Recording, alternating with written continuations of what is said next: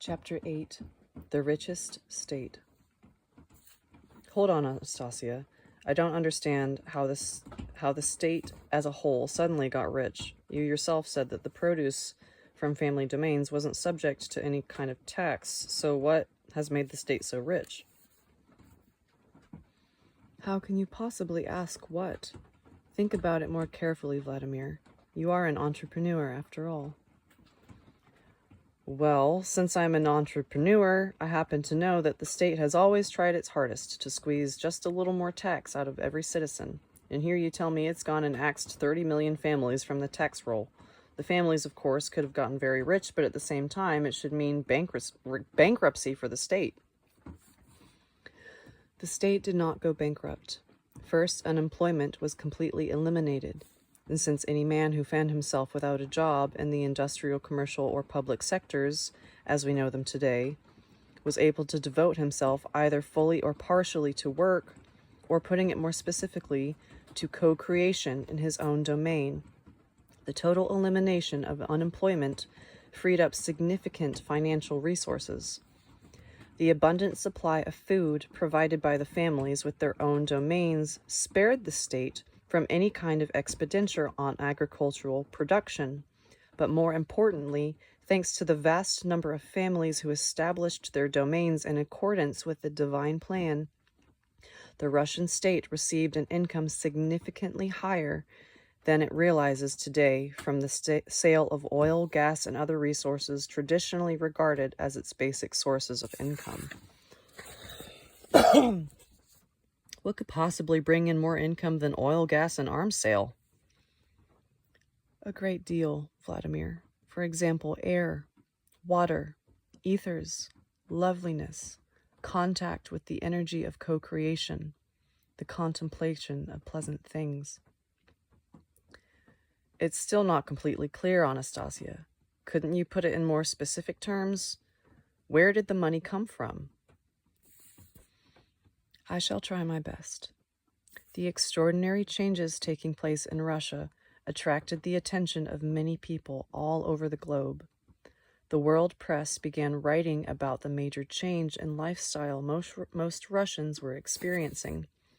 This became a burning issue for a good deal of the world's population. A huge flood of tourists began pouring into Russia. There were so many that wanted to come that it was impossible to accept them all, and many had to wait their turn, even as long as several years. The Russian government was forced to limit their length of stays by foreign tourists, since many of them, especially the elderly, were attempting to stay months and even years here. The Russian government collected huge levies from each foreigner entering the country, and this by no means reduced the number of those applying to come. But why did they want to visit here in person if they could see it all on TV? You did say the world press was enlightening people about life in the new Russia. People all over the world wanted more. They wanted to breathe Russia's air, which had become so health-giving.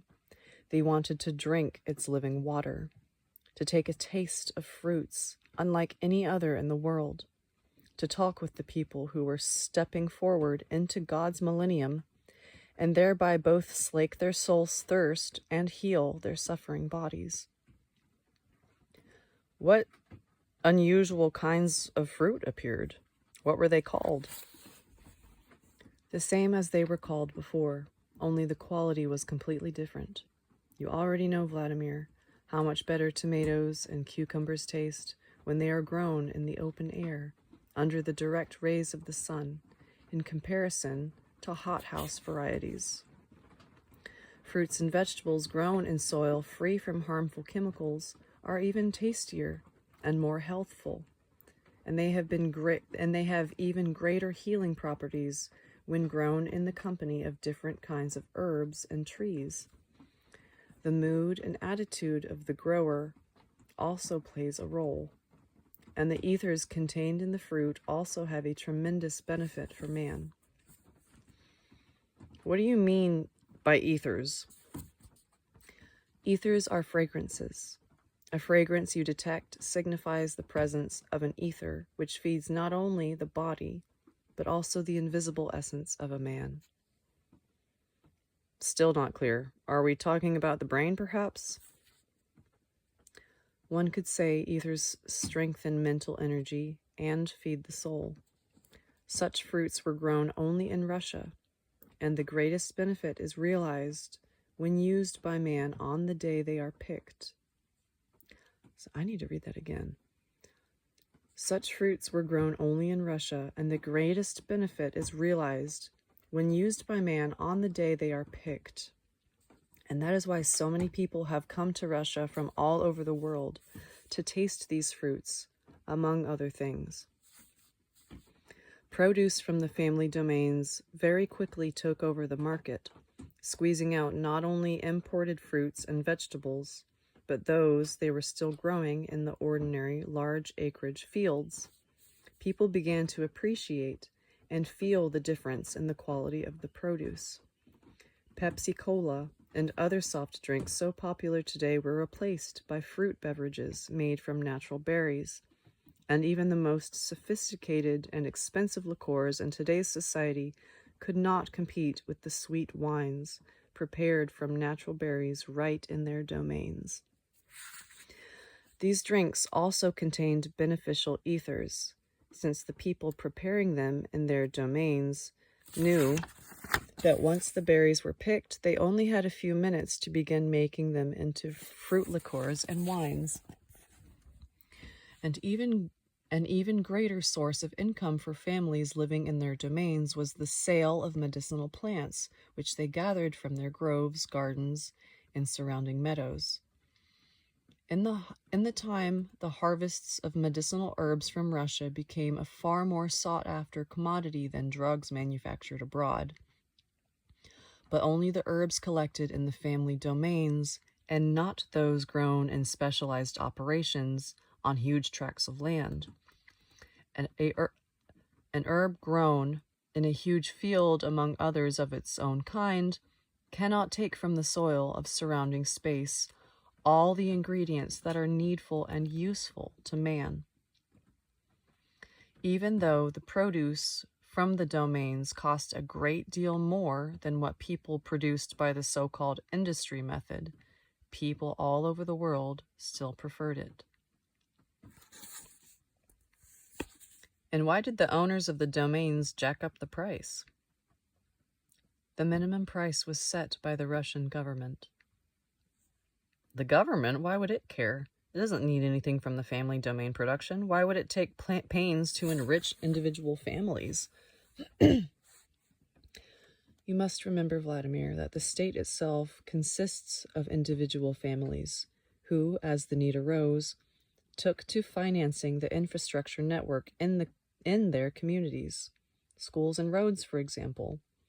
Sometimes they would put money into projects on a national scale. Politicians and economists would publish their projects, but only those which people put their money into passed.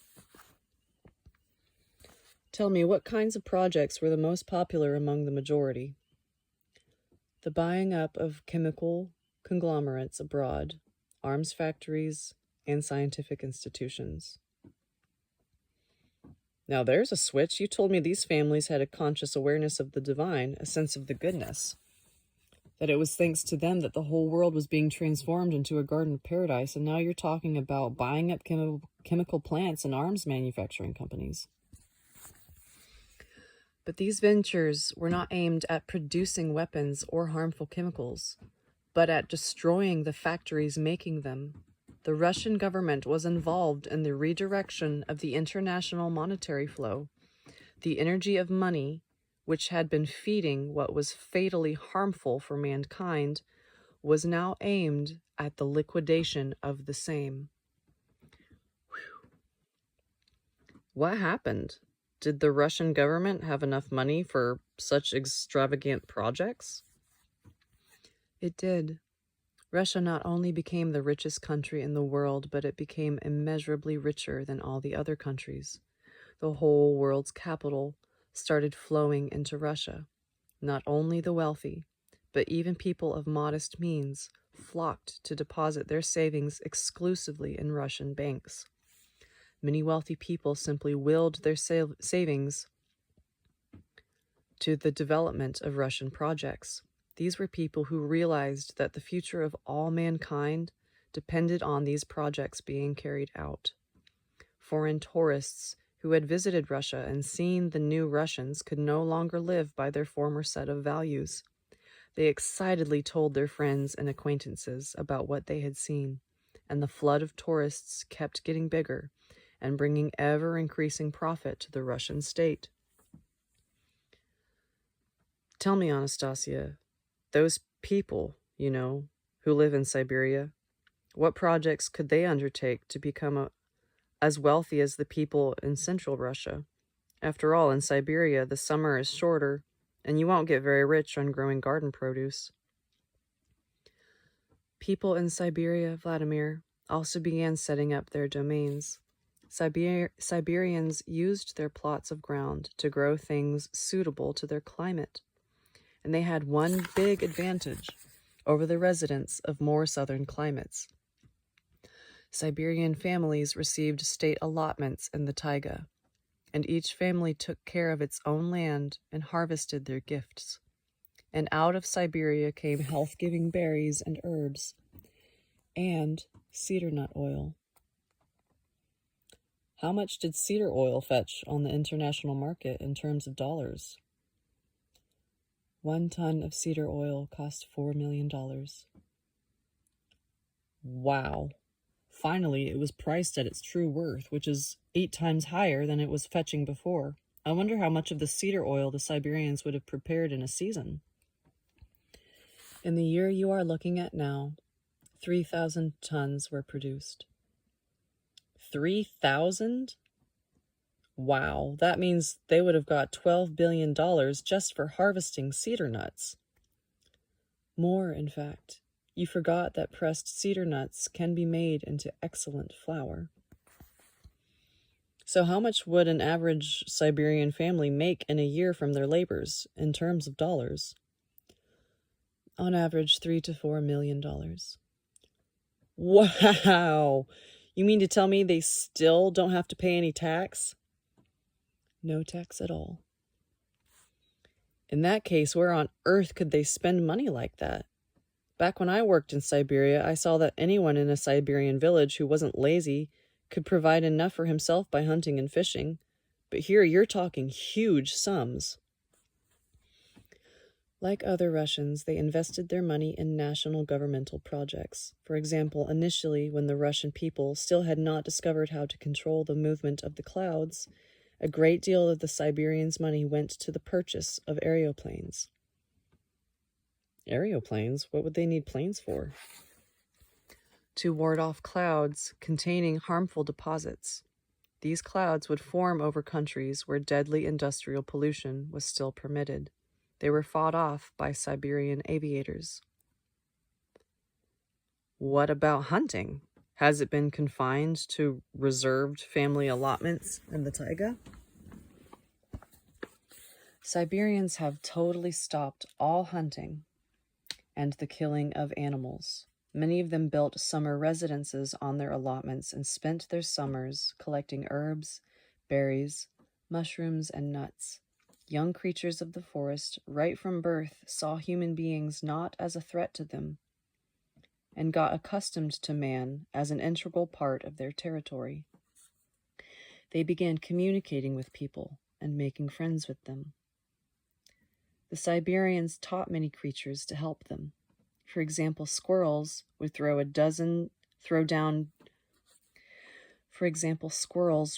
down cedar cones with their ripe nuts onto the ground, which gave the squirrels no end of pleasure. Some people trained bears to pull heavy baskets with sacks with nuts and clear away trees felled by the wind. Really? They even got the bears helping. There's nothing surprising in that, Vladimir. In times which people today call ancient, a bear was one of the most irreplaceable helpers in the household. He would use his paws to dig up edible tubers out of the ground and put them in a large basket, and then take it upon himself to drag the basket on a rope to a pit cellar hollowed out of the ground not far from the man's dwelling. He would climb trees in the forest to fetch log hives filled with honey and bring them back to man's dwelling. He would take the man's children into the forest and gather raspberry treats, as well as do a lot of other things for the household. Wow, the bear replaced the tractor and the plow, and then brought home things to eat and minded the children. And all winter long he slept, needing no maintenance or repairs, and when spring came, he would return to man's dwelling once more, and man would treat him to the fruits of the previous autumn. I see what's going on. A reflex was trained in those bears to make it seem as though man had stored up all those supplies just for them. You could call it a reflex, if that helps you gain a clearer understanding. But you could also say that this is the way it was designed by the Father. I will only tell you that tubers were not the most important thing for the bears in the springtime. What was then?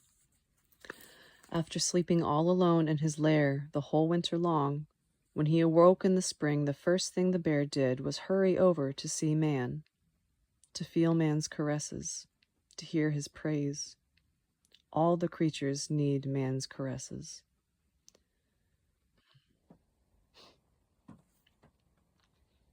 If dogs and cats are any example, you're right.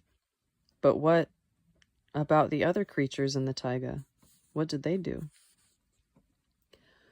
Gradually, all the other taiga dwellers found themselves a niche too. And the highest reward for these tamed residents of the territory was a tender word or gesture, or petting, or scratching for those who had done an exceptionally good job. But they could get jealous of each other sometimes, if one of them seemed to win the special favor from man.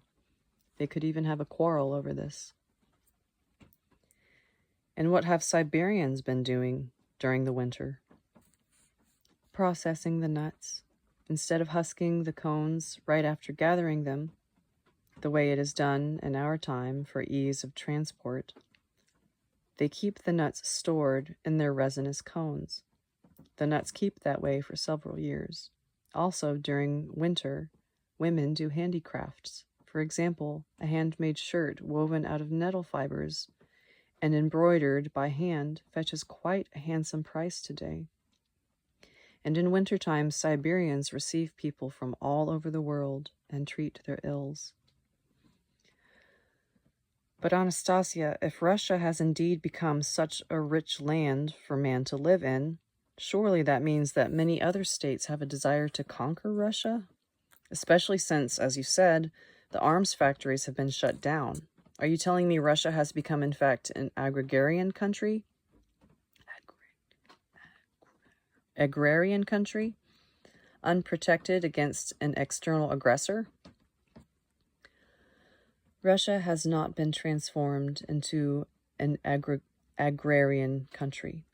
It has become a center for world science, and the factories manufacturing destructive weapons in Russia were eliminated only after people discovered an energy before which the most up-to-date kinds of armaments not only proved useless, but even represented a threat to those countries which maintained them.